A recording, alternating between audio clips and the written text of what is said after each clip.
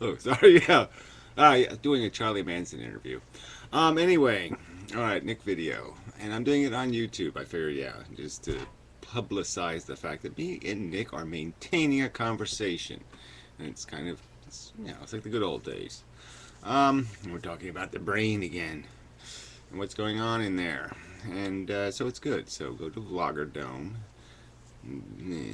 and the videos are there and such, and it's good stuff.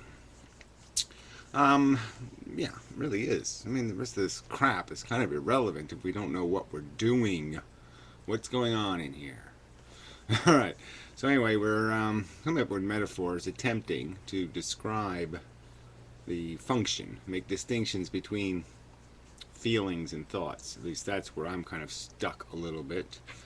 And we're going to put over there for now, just for now, this whole idea of trying to argue the significance of our conscious experience. What does it all add up to? One man, one consciousness equals what? I think it's really important, suffering and such, yeah, but, Nick's not convinced yet. So, but we're putting that off. Anyway, so we're moving on. All right, so Nick's latest video, he sort of was metaphoring that there's categories or buckets that these things come out of. And that somehow we have to make some kind of sense out of this. And I use the example of which I thought was a good metaphor, is that somebody makes an argument like a Pyrrho. And I look at it and I say, oh, what a horrible, stupid argument. I will build myself a lightning bolt of logic and I'll throw it through his fucking skull. Okay, now there's two elements to that. There's the logical lightning bolt of something rational, good argument. And then there's that crazy thing that's throwing it. But right there, that's sort of the answer, is that there's two elements to our psychology. The motivator, the thing that does the throwing, right, that just throws shit at the conscious screen, and the shit that's getting thrown, that's composed by the other part of the brain. So that automatically got me thinking in terms of metaphors for that. And I'm back to the 7 dwarf thing. But let's make it 15 dwarfs. It doesn't really matter. And let's just say they come in 2 varieties. Hysterical. And these dwarfs are really, let's not get to infinite regression. Because basically I'm saying there's little men inside your head. No, they're not full little people. Like they don't have a wife and a life and all that kind of stuff. They are sort of like these dwarfy characters where they're just one thing. Like Sneezy was one thing, Sneezy. And Sleepy was one thing, Sleepy. They're simplified characters, kind of just little robots of agenda. So there's 2 varieties, right? There's the smart ones, okay, the logic-y ones, the E equals mc squared, and he just walks around. Well, they don't walk, let's say. He's just sitting on the couch with the other intellectual dwarfs, and they're just going, E equals mc squared. And the other guy's saying, pi times WR4. And, they're arguing. They're not even arguing. They're just spouting their crap all the time. Like they have an agenda. Like they know something. And so they're just talking all that bullshit as they sit on the couch. But see, that's the problem with them. They have no motivation. All they do is talk. Talk, talk, talk, talk, talk. And they don't go anywhere. They don't do anything. But the secret is they got a little pointy head. So remember that for later. All right, then you got these other kind of dwarf, all right, and they're all loonies. I mean, there's like hysterical, cryy, whiny, wimpy, and they're all worried, and they're all panicky, and they're all, oh, you gotta do something, and they're just all fucking, yeah. And that's all they do, is just be hysterical assholes, and they're banging off the walls all over the place, because they're always trying to get out. They're always trying to get something done. And they're trapped, let's say, in a steel building because they live in a lava plain.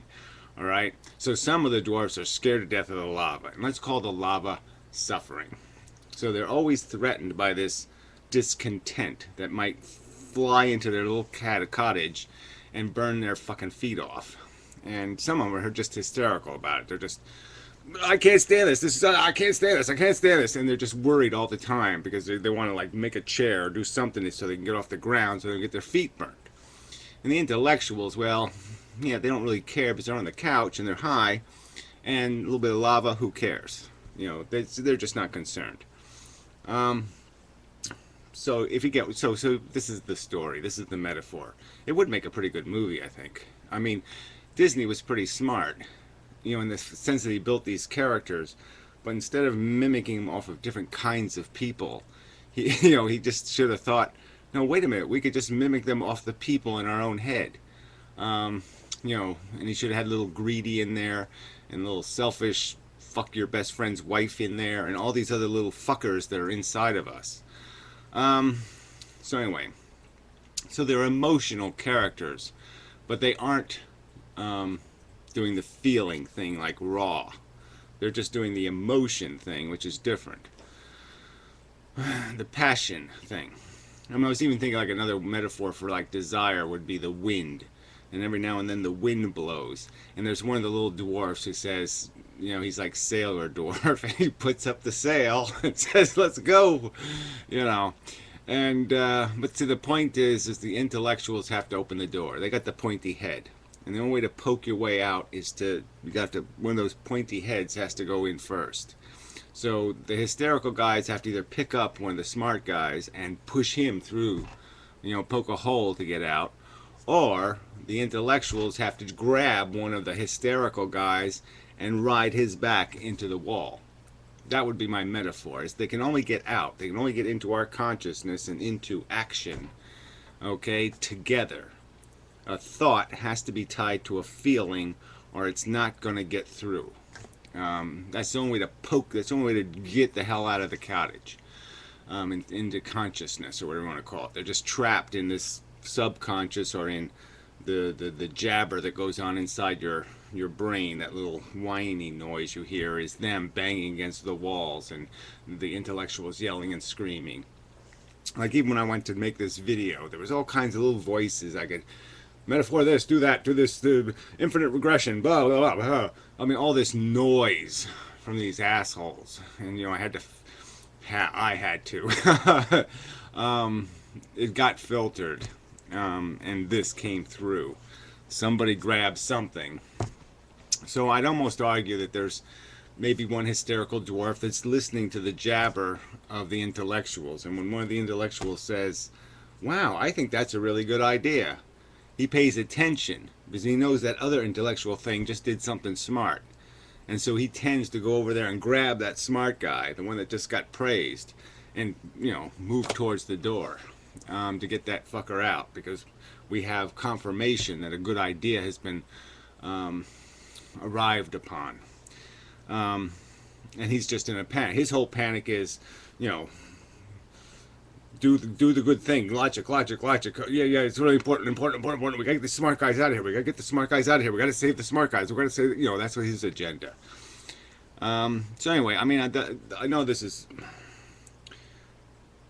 a little bit juvenile, but I know. I mean, obviously, we don't have dwarfs in our head, so this is still metaphoring. But I think it's more useful than buckets. I guess that's sort of what I'd say. In that I think we can get the distinction that some things are more complicated players. Like you can even turn them into animals, the dwarfs. A certain kind of animal and a certain other kind of animal that's panicky, and you know, you can break the metaphor down more specifically. Squirrels and ants, or grasshoppers and ants, or something. You know, whatever. But I think the idea that raw sensation, like, you know, a knife cuts my hand, that's the lava. That's something different. The dwarfs react to it because it's coming towards the house. And all the dwarfs react. The intellectuals talk about, well, the melting temperature of our walls is 1500 degrees, and blah, blah, you know, and they start talking about maybe what this is going to mean. And then the panicky dwarfs are doing their panicky thing, like, oh no, it's going to be 1938 all over again. You know, you know, they're doing they do what they're doing. You know, they do whiny, cryy, wimpy, and then they're stoic. There's the little Professor Anton. You know, he's got his flag in his hand, and he just stands there and says, "I'll take it like a man." You know, and you know, that's us. That's who we are. I mean, to me, it is a good metaphor for working with what ends up being the end product. Is that, but the key idea, I guess, is what I'm saying is that for an idea, ideas need the reinforcement of the motivating emotion. Ideas won't do anything. They'll just sit on the couch in our brain unless they can tie themselves to a motivating emotion. That was even another scenario I could have added in here. Was I was thinking that, like the couch um, players, the intellectuals, they have a little bit of string, and so they can tie up some of these emotional guys, but they only have enough to like tie up 3 of them at a time, and so they're always changing who has to be tied up. Okay, which hysterical emotional guy is out of control, you know, and is going to, you know, push something through too soon or do something too messy. Um, and so they can only have 3 of them tied up at a time. They only have 3 straitjackets. And so that would add another scenario that goes on inside our head, is this what gets inhibited and what is our theme of the week. I mean, it does seem like we have weekly themes of which crazy fucks are loose inside of our head.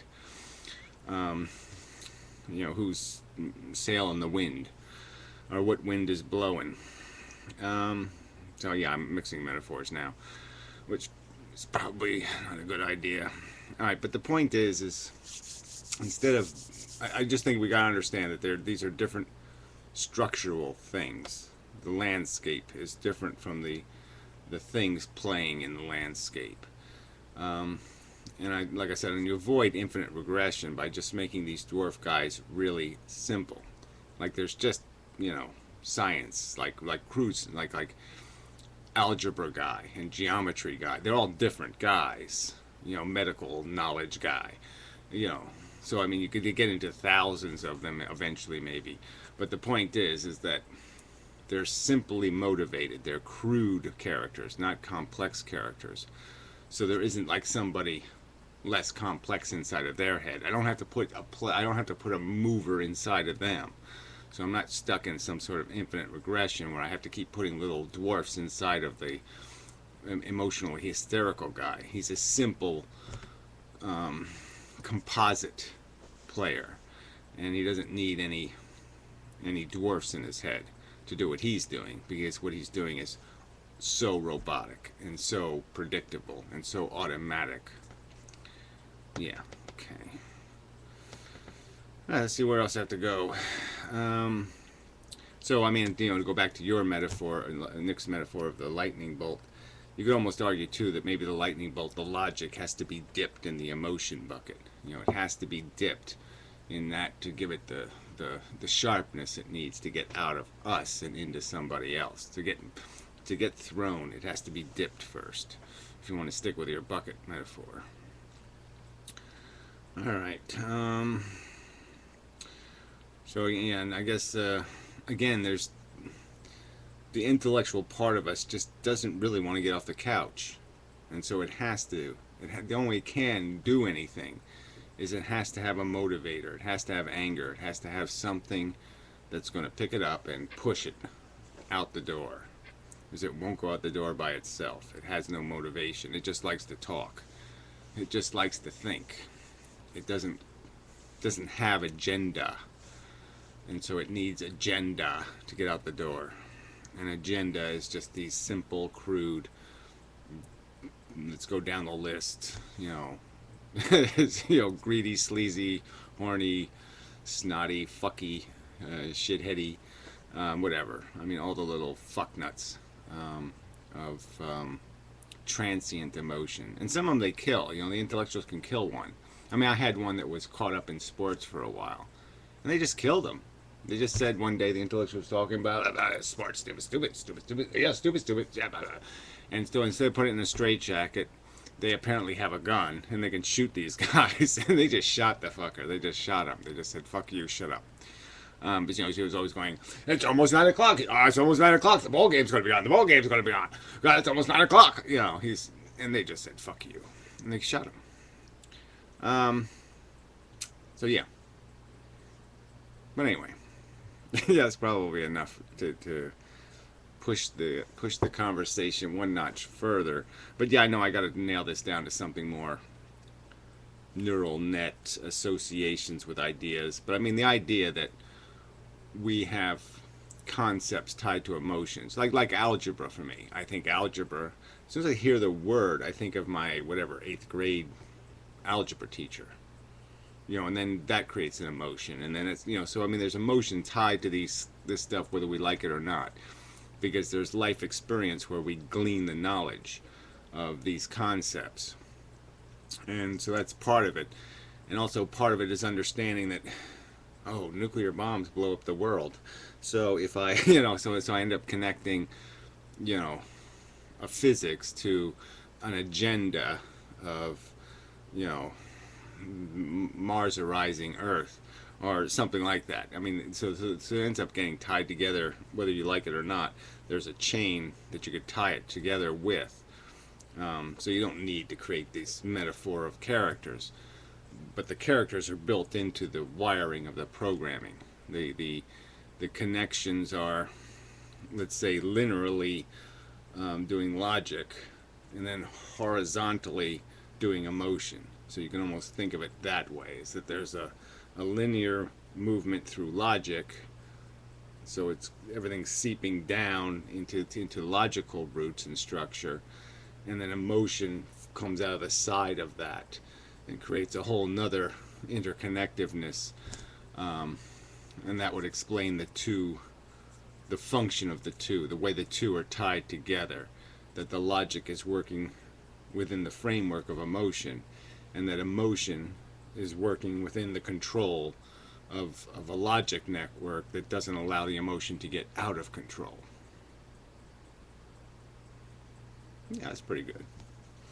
Alright, so we'll call it enough of a video.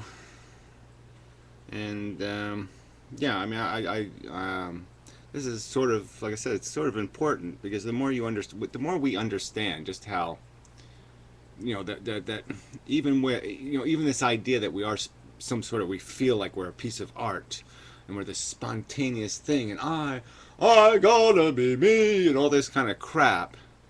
We're all charmed by our little unique snowflakey bullshit.